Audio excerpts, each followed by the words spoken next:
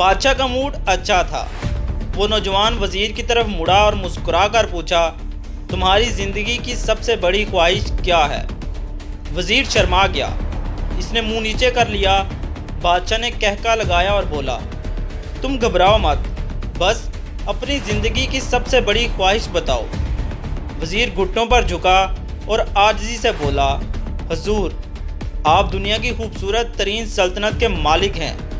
میں جب بھی یہ سلطنت دیکھتا ہوں تو میرا دل میں خواہش پیدا ہوتی ہے، اگر اس کا 10واں حصہ میرا ہوتا تو میں دنیا کا خوش نصیب ترین شخص ہوتا۔ وزیر خاموش ہو گیا۔ بادشاہ نے کہکا لگایا اور بولا، میں اگر تمہیں اپنی آدھی سلطنت دے دوں تو؟ وزیر نے گھبرا کر اوپر دیکھا اور عاجزی سے بولا، بادشاہ سلامت، یہ کیسے ممکن ہے؟ میں اتنا خوش قسمت کیسے ہو سکتا ہوں؟ بادشاہ نے فوراً سیکرٹری کو بلایا اور اسے 2 احکامات لکھنے کا حکم دیا۔ بادشاہ کے پہلے حکم کے ذریعے اپنی آدھی سلطنت نوجوان وزیر کے حوالے کرنے کا فرمان جاری کر دیا۔ دوسرے حکم میں بادشاہ نے وزیر کا سر قلم کرنے کا آرڈر دے دیا۔ وزیر دونوں احکامات پر حیران رہ گیا۔ بادشاہ نے احکامات پر مہر لگائی اور وزیر کی آنکھوں میں آنکھیں ڈال کر بولا، تمہارے پاس 30 دن ہیں۔ تم نے ان 30 دنوں میں صرف 3 سوالوں کے جواب تلاش کرنے ہیں۔ تم کامیاب ہو گئے تو میرا دوسرا حکم منسوخ کر دیا جائے گا اور تمہیں آدھی سلطنت مل جائے گی، اور اگر تم ناکام ہو گئے تو پہلا حکم خارج سمجھا جائے گا اور دوسرے حکم کے مطابق تمہارا سر اتار دیا جائے گا۔ وزیر کی حیرت پریشانی میں بدل گئی۔ بادشاہ نے اس کے بعد فرمایا، میرے 3 سوال لکھ لو۔ وزیر نے لکھنا شروع کر دیا۔ بادشاہ نے کہا، انسان کی زندگی کی سب سے بڑی سچائی کیا ہے؟ وہ رکا اور بولا، دوسرا سوال، انسان کی زندگی کا سب سے بڑا دھوکہ کیا ہے؟ وہ رکا اور پھر بولا، تیسرا سوال، انسان کی زندگی کی سب سے بڑی کمزوری کیا ہے؟ بادشاہ نے اس کے بعد نکارے پر چوٹ لگوائی اور بلند آواز میں فرمایا، تمہارا وقت شروع ہوتا ہے اب۔ وزیر نے دونوں پروانے اٹھائے اور دربار سے دوڑ لگا دی۔ اس نے اس شام ملک کے دانشور، ادیب، مفکر اور ذہین لوگ جمع کیے اور سوال ان کے سامنے رکھ دیا۔ ملک بھر کے دانشور ساری رات بحث کرتے رہے، لیکن وہ پہلے سوال پر ہی کوئی جواب نہ دے سکے۔ وزیر نے دوسرے دن دانشور بڑھا دیے، لیکن نتیجہ پھر وہی نکلا۔ وہ آنے والے دنوں میں لوگ بڑھاتا رہا، مگر کوئی تسلی بخش جواب نہ مل سکا، یہاں تک کہ وہ مایوس ہو کر دارالحکومت سے باہر نکل گیا۔ وہ سوال اٹھا کر پورے ملک میں پھرتا، مگر کوئی سے تسلی بخش جواب نہ مل سکا۔ وہ مارا مارا پھرتا رہا، شہر شہر، گاؤں گاؤں کی خاک چھانتا رہا۔ شاہی لباس پھٹ گیا، پگڑی ڈھیلی ہو کر گردن میں لٹک گئی، جوتے پھٹ گئے اور پاؤں میں چھالے پڑ گئے، یہاں تک کہ شرط کا آخری دن آ گیا۔ اگلے دن اس نے دربار میں پیش ہونا تھا۔ وزیر کو یقین تھا کہ اس کی زندگی کا آخری دن ہے، کل اس کی گردن کاٹ دی جائے گی اور جسم شہر کے مرکزی پل پر لٹکا دیا جائے گا۔ وہ مایوسی کے عالم میں دارالحکومت کی کچی آبادی میں پہنچا۔ آبادی کے سرے پر ایک فقیر کی جھونپڑی تھی۔ وہ گرتا پڑتا اس کٹیا تک پہنچ گیا۔ فقیر سوٹ کی روٹی پانی میں ڈبو کر کھا رہا تھا، ساتھ ہی دودھ کا پیالہ پڑا تھا اور فقیر کا کتا شڑپ شڑپ کی آواز کے ساتھ دودھ پی رہا تھا۔ فقیر نے وزیر کی حالت دیکھی، کہکا لگایا اور بولا، جناب عالی، آپ صحیح جگہ پر آئے ہیں، اس کے 3 سوالوں کے جواب میرے پاس ہیں۔ وزیر نے حیرت سے اس کی طرف دیکھا اور پوچھا، آپ نے کیسے اندازہ لگا لیا میں کون ہوں اور میرا مسئلہ کیا ہے؟ وزیر نے سوکھی روٹی کے ٹکڑے چھابے میں رکھے، مسکرایا اور اپنا بوریا اٹھا کے وزیر سے کہا، یہ دیکھیے، آپ کو بات سمجھ آ جائے گی۔ وزیر نے جھک کر دیکھا، بوریے کے نیچے شاہی خلط بچھی تھی۔ یہ وہ لباس تھا جو بادشاہ اپنے قریب ترین وزراء کو عنایت کرتا تھا۔ فقیر نے کہا جناب عالی، میں بھی سلطنت کا وزیر ہوتا تھا، میں نے بھی ایک بار آپ کی طرح بادشاہ سے شرط لگانے کی غلطی کر لی تھی، نتیجہ آپ خود دیکھ لیجئے۔ فقیر نے اس کے بعد سوکھی روٹی کا ٹکڑا اٹھایا اور دوبارہ پانی میں ڈبو کر کھانے لگا۔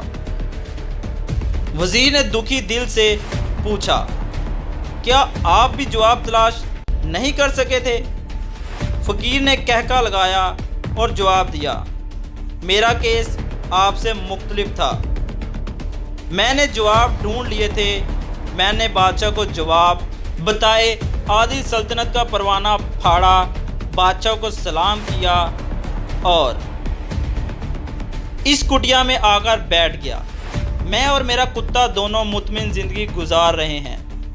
وزیر کی حیرت بڑھ گئی، لیکن یہ سابقہ وزیر کی حماقت کے تجزیے کا وقت نہیں تھا، جواب معلوم کرنے کی گھڑی تھی۔